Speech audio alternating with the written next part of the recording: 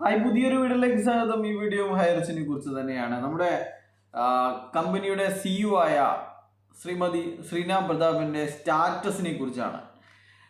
എല്ലാവരും തന്നെ വളരെ ആകാംക്ഷയോടുകൂടി അല്ലെങ്കിൽ അത്ഭുതത്തോടുകൂടിയാണ് അത്തരം സ്റ്റാറ്റസുകളെ ഇന്ന് 3 സ്റ്റാറ്റസുകളാണ് ഇട്ടിരിക്കുന്നത്. അതിൽ ഒന്നാമത്തെ സ്റ്റാറ്റസ് എന്ന് പറയുന്നത്, ഞാൻ അങ്ങനെയാണ് മാറ്റി നിർത്താൻ ആഗ്രഹിക്കുന്നവരുടെ മുന്നിൽ നിന്നും ഞാൻ മാറി നിൽക്കാൻ തന്നെയാണ് എനിക്ക് ആഗ്രഹം എന്നാണ് പറയുന്നത്. ചില ആൾക്കാർ ഇവരെ മാറ്റി നിർത്താൻ ആഗ്രഹിക്കുന്നുണ്ട്. അവരുടെ കൂട്ടത്തിൽ നിന്ന് മാറി നിൽക്കാൻ തന്നെയാണ് ആഗ്രഹം എന്ന് പറയുന്നത്. അപ്പോൾ നിങ്ങൾക്കറിയാം, ഈ മാറ്റി നിർത്താൻ ആഗ്രഹിക്കുന്ന ആൾക്കാരെന്ന് പറയുന്നത് നമ്മുടെ നാഷണൽ പ്രൊമോട്ടർ ഭയങ്കരമായിട്ട് പൈസ ഉണ്ടാക്കിയ ആൾക്കാരൊക്കെ ഇപ്പോൾ ഇവരെ ഭയങ്കരമായിട്ട് അവോയ്ഡ് ചെയ്യുന്നുണ്ട്. ഇവർ വിളിച്ചു കഴിഞ്ഞാൽ ഫോൺ എടുക്കുന്നില്ല, ഇവർ ഇരുന്ന് കഴിഞ്ഞാൽ പൈസ കൊടുക്കുന്നില്ല, അങ്ങനെയുള്ള കാര്യങ്ങളാണ് ചെയ്യുന്നത്. അതുകൊണ്ടാണ് 150 രൂപ ചലഞ്ചും 100 രൂപ ചലഞ്ചും ഒക്കെ മന്ദബുദ്ധികളായ താഴേക്കിടയിലില്ല ഇപ്പോഴും പൈസ പോയിട്ട് കമ്പനി നാളെ തുറക്കും മറ്റന്നാൾ തുറക്കും എന്ന് പറഞ്ഞ് വിശ്വസിക്കുന്നവരെ ഇവർ പറ്റിക്കാൻ ഇറങ്ങുന്നത്. രണ്ടാമത്തെ സ്റ്റാറ്റസ് എന്ന് പറയുന്നത്,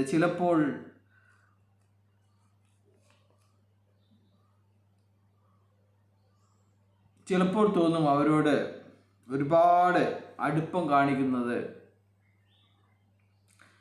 അത് അവർക്ക് വളരെ വിഷമാകുന്നുണ്ട്, അല്ലെങ്കിൽ അവരെ അടുപ്പം തോന്നിക്കണ്ട എന്ന്. അതിനൊന്നുമല്ല കാരണം. ഇങ്ങനെ അടുപ്പം തോന്നിയ ആൾക്കാരൊക്കെ ഇവരെ വിട്ടിട്ട് പോയിട്ടുണ്ട് പോലും.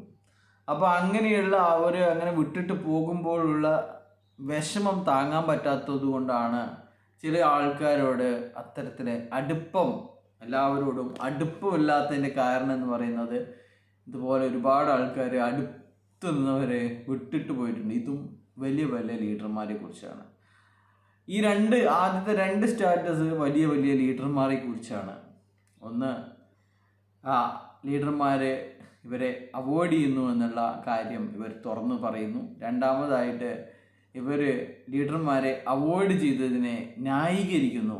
എന്തുകൊണ്ട് നമ്മൾ ന്യായീകരിക്കുന്നു ചോദിച്ചാൽ, ഇവർ അടുപ്പം കാട്ടിയവരൊക്കെ ഇവരെ ചതിച്ചിട്ടുണ്ട്, വിട്ടുപോയിട്ടുണ്ട് എന്നുള്ളതാണ്. ഇതൊക്കെ കയ്യിലിരിപ്പാണ്. ഇതിൻ്റെയൊക്കെ കാരണം കയ്യിലിരിപ്പും കാട്ടിക്കൂട്ടലുമാണ് ഇതിൻ്റെയൊക്കെ കാരണമെന്ന് സ്റ്റാറ്റസ് ഇടാതെ തന്നെ നമുക്ക് മനസ്സിലാവും. മൂന്നാമത്തത്, നമ്മുടെ കുട്ടി ലീഡർമാർ, മുന്നോട്ടുള്ള നടപടികളിലെ ഗ്രേറ്റ് ലീഡർമാർക്ക് ഉള്ള മെസ്സേജ് ആണെന്നാണ് എൻ്റെ ഒരു തോന്നൽ. ആരുടെ മുന്നിലും തളർന്നു പോകരുത്, ജയിക്കും എന്നുള്ള ആ ഒരു വാശി അവസാനം വരെ ഉണ്ടാവണം. നമ്മൾ ജയിക്കുക തന്നെ ചെയ്യുമെന്നാണ് പറഞ്ഞിരിക്കുന്നത്. ഇത് ആര് എന്തൊക്കെ പറഞ്ഞാലും, നിങ്ങൾക്ക് എന്ത് തന്നെ തെളിവ് തന്നു കഴിഞ്ഞാലും, ഇനി പ്രതാപൻ ജയിലിൽ സ്ഥിരതാമസമാക്കിയായാലും, ED കേസ് വന്നാലും, GST കേസ് വന്നായാലും, ബഡ്സിൻ്റെ കോടതി വിധി വന്നാലും ഒന്നും തന്നെ തളർന്നു പോകരുത് മക്കളെ. അവസാനം നമ്മൾ ജയിക്കും. ഇങ്ങനെ പറഞ്ഞ് വേണം നിങ്ങൾ പറ്റിച്ചവരെ പറ്റിക്കാൻ എന്നാണ് ഈ അവസാനത്തെ സ്റ്റാറ്റസ്.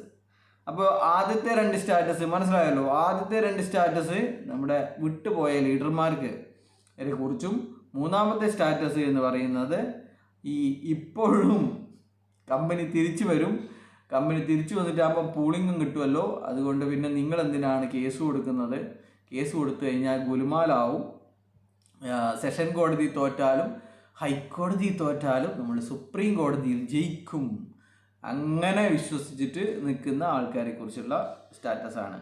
അപ്പോൾ ഈ സ്റ്റാറ്റസ് ആർക്കെങ്കിലും കണ്ടില്ലെങ്കിൽ ഇന്ന് രാവിലെ 12:30 ഇട്ട അതാണ്.